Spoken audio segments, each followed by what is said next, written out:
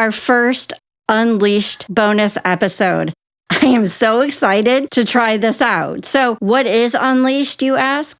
Well, they're bonus episodes for you to listen while I work hard on season 2.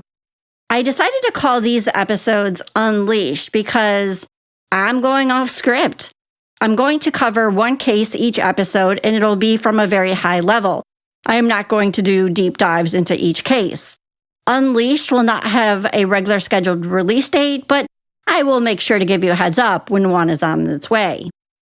If you have not already, though, make sure to subscribe and follow Dog with a Bone on Spotify or wherever you listen so you don't miss an episode. The first case I want to discuss is actually one I have a personal connection to, and it is bonkers. This is the case of Gretchen Fleming out of Parkersburg, West Virginia. For those who are not familiar with Gretchen's case, I'll just give you some basic information. Gretchen was 27 years old when she went missing on December 4th, 2022 from Parkersburg, West Virginia. She went missing in the early morning hours after she was last seen at the My Way Lounge, which is this local downtown bar in Parkersburg. Gretchen is 5'1", 110 pounds, with brown hair and brown eyes. Her family actually reported her missing on December 12th. Gretchen was seen leaving the bar with a man, and her case continues to be one that many people in the true crime world follow. You're probably wondering, what the heck does this have to do with you, right? What's my personal connection? Well, let me tell you. I was actually in the beginning stages of investigating Judy Petty's death out of Parkersburg. And with any investigation, the two best sources of information come from bars and bowling alleys. I tell you, I have the best luck at both of these establishments. I meet such great people. I get a lot of information. The bowling alley, though, so far has been the gold mine for me. So when we were in Parkersburg investigating Judy's case, we went to a bar where we had thought that there would be certain people there that we could speak to. And Judy's nephew went with us, and I do what I do. I talk to everyone and anyone who will listen to me, right? So there was, of course, the bar, and I go up to the bar and I wiggle myself in between two guys. And I start talking about Judy's case. Do you know Judy's case? Have you heard about it? Do you know any of these people? What do you think happened? Because people know people, and that's how you get information. Well, the guy on my left is standing. He's not sitting. He's like standing and leaning against the bar. So I start talking to him because he says, well, I used to be a cop. And all of a sudden, Melissa in my head was like, really? And he was an officer in Vienna, West Virginia, which is not far from Parkersburg. He said that he remembered Judy's case or had heard about it. He didn't know too much. So, of course, I move my way closer to him and start talking about Judy's case. Like, here's what happened. Why do you think that someone would set the fire? Do you think that this person could be involved, like as a cop? Like, what are your thoughts? And so we're just having this discussion. And with any investigation, what I do is I just give people my personal number because I'm not carrying around two phones. I know I can use the Google number now, but it was easier for me just to be like, here, if you have any information, you think of anything, you know of anyone to talk to, call me, right? So I'm talking to this guy, and all of a sudden I was like, you know what? Come meet everybody else. So I bring him over to the table where the rest of the team is, and I'm like, hey, this guy used to be a cop, and he thinks, blah, blah, blah, blah, blah. Because I asked him, like, where would you put a body? Where would you do all of this, right? As a cop, like, what are your thoughts? I will admit this. I had drinks, not drunk, of course, but I was in a good place, right? And not that everybody wasn't either that I was with, but there was some red flags that people were noticing right away. There's something off about what he's saying. I don't think he is a cop, which we know he actually was a cop. But there were things that people were picking up that just wasn't adding up. So anyways, he had said, well, I want to go out to the Petty farm tomorrow with you. And I was like, what? No, kind of moved on. So we finished there. We left. The next day, we are headed out to the Petty farm to investigate and see where Judy was found. And I get this text message saying, hey, what time are you going out to the farm? Or I'd like to meet up and go out there with you. Or I'd like to help in the investigation, something or another like that. And I'm like, what the hell? And I was like, oh, it's the dude from last night. And I was like, no. The Petty family, we don't want too many people out there. And no, thank you. But if you think of anything or know of anything, give me a call. And that's just how we left it. Fast forward, and I start getting these messages from a number, of course, I don't know. And the messages are random, okay? They're, hi, how are you? What are you doing? And then the last one was, happy Thanksgiving. And I'm like, happy Thanksgiving? And then, of course, the numbers are from West Virginia. So once I saw the happy Thanksgiving, I'm thinking, oh, crud. Maybe it's somebody from the Petty family wishing me a happy Thanksgiving or messaging me, and I've been ignoring them, right? Like, you're rude. So I write back, I'm sorry, who is this? And the response was, it's Preston. Preston? Again, no clue. I'm sorry, I don't remember you. Does this have to do with Judy's case? And he said, oh, that's okay. I don't remember you either. I just had your number in my phone and thought I would message you, which is really weird. He then texted me and said, well, what are you doing this weekend? And I'm like, what am I doing this weekend? And in my head, I'm like, I live in Florida. What the hell? What do you want to know what I'm doing this weekend? So I think I responded something generic. I have all the text messages still. I'm like, this is weird, but I move on. And so fast forward to December 29th, 2022. There was a lot of reports of Gretchen missing. I was following along. Oh, that's so sad. Another person missing from Parkersburg.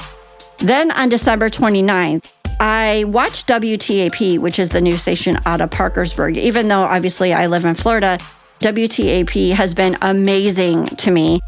So I was watching, and all of a sudden on the screen came the photo of the person of interest that was last seen with Gretchen alive. And who is it? Yep, it is Preston Pierce.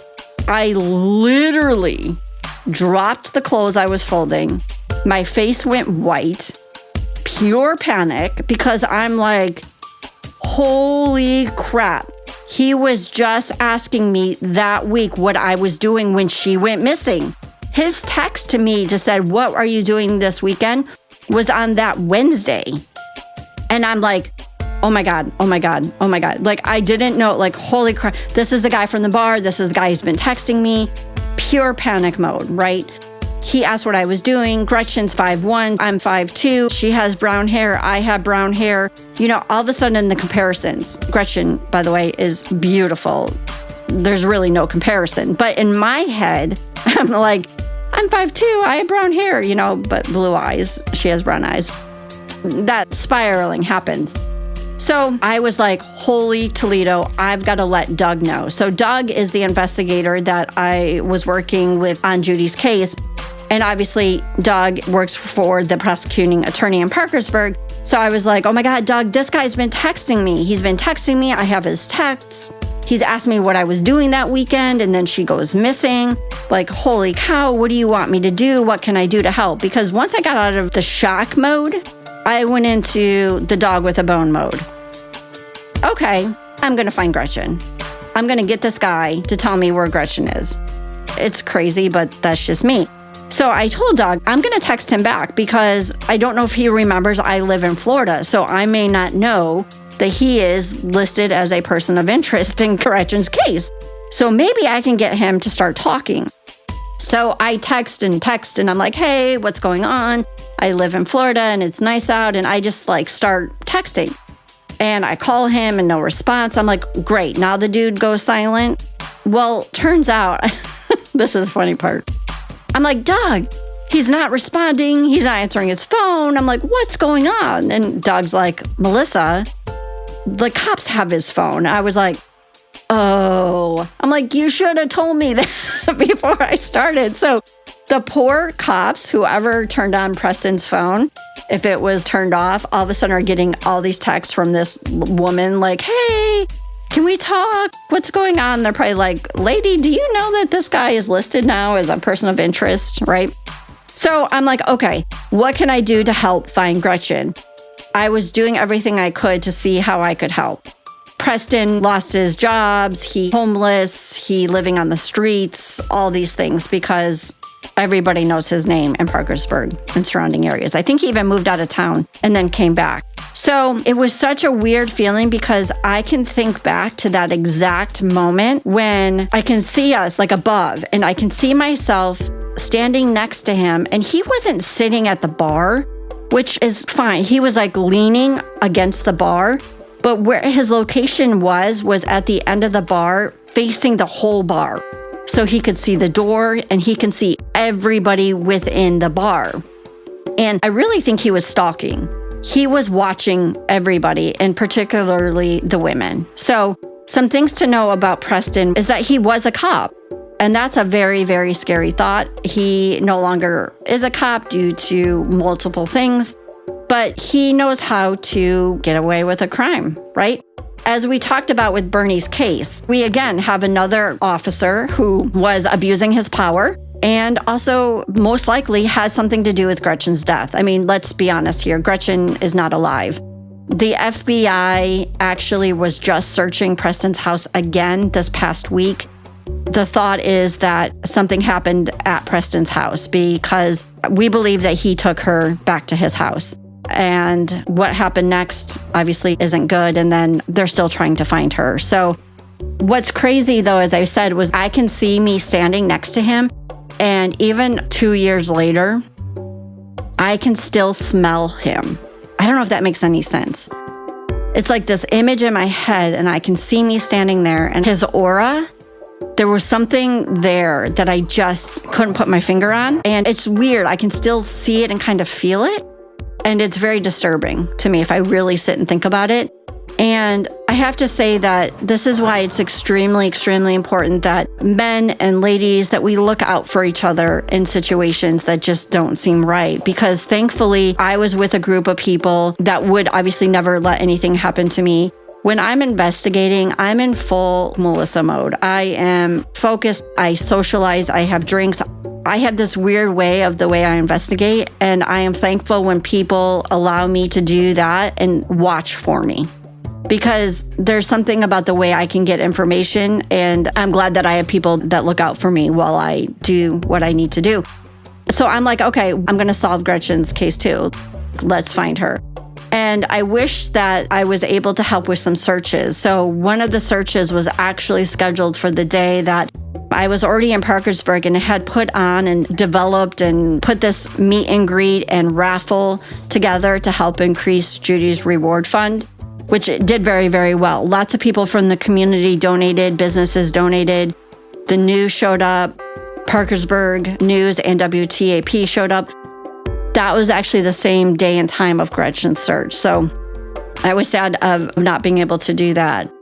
But I just wanted to talk about this as the first bonus episode because things are hopefully moving in the direction of finally having an arrest in Gretchen's case. A no-body homicide is very difficult to prove, as you all know who listen to James's Hide and Seek podcast. I'm hoping that something came out of the FBI search of Preston's home recently. If you have any information about Gretchen's case, please contact Detective Zimmerman at the Parkersburg Police Department. He can be reached at 304-424-1072. I will see you all back in the dog pound for the next Unleashed episode.